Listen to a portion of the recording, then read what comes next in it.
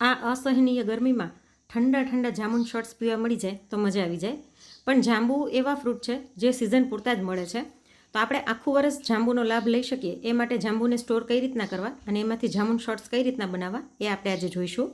તો એના માટે અહીં મેં અડધો કિલો જેટલા જાંબુ લીધા છે, જેને મેં વ્યવસ્થિત ધોઈ લીધા છે. જાંબુ એકદમ મોટા અને દળવાળા હોય તેવા લેવાના, જેથી તેમાં ગળનો ભાગ વધારે હોય અને ઠળિયો ઓછો હોય.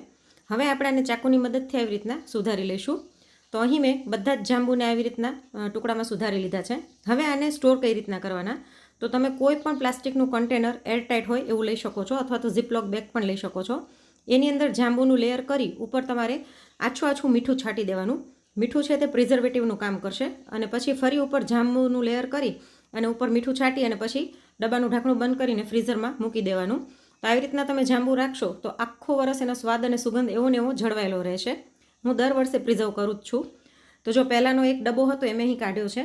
તમારે જામુન શોર્ટ્સ બનાવવા હોય એનાથી 5-7 મિનિટ પહેલાં ડબ્બો કાઢી લેવાનો, એટલે તમે જાંબુને ઇઝીલી કાઢી શકો. તો અહીં મેં લગભગ 1 કપ જેટલા જાંબુના ટુકડાને મિક્સર જારમાં લઈ લીધા છે. હવે આની અંદર 2 નાની ચમચી હું ખાંડ એડ કરું છું.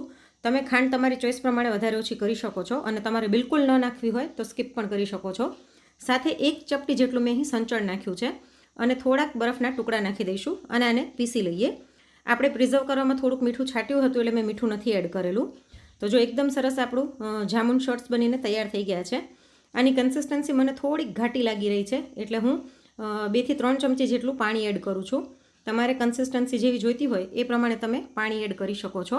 તો આવી રીતના જાંબુ સ્ટોર કરીને રાખ્યા હોય તો 5 મિનિટની અંદર તમે જામુન શોર્ટ્સ બનાવીને તૈયાર કરી શકો છો. અને કોઈ પણ મહેમાન આવે અથવા તો બાળકો રમીને આવે તો તરત બનાવીને આપી શકો છો. હવે અહીં મેં શોર્ટ્સ માટેના નાના ગ્લાસ લઈ લીધા છે. એની કિનારી ઉપર આપણે લીંબુને સહેજ ઘસી લઈશું. અને અહીં મેં વાટકીમાં મીઠું લીધું છે. એમાં આ ગ્લાસને બોળી અને આમ ખંખેરી લઈશું, એટલે વધારાનું મીઠું ખરી જાય. તમે મીઠું અને મરચું બંને મિક્સ કરીને પણ લઈ શકો છો. અને એની અંદર આપણે આ જામુન શોર્ટ્સને ભરી દઈએ. તમે આવી રીતના બનાવીને ફ્રીઝમાં રાખી શકો છો, અને જ્યારે પણ બાળકો રમીને આવે અથવા તો હસબન્ડ ઓફિસેથી આવે તો તરત ઇન્સ્ટન્ટ આપી શકો છો.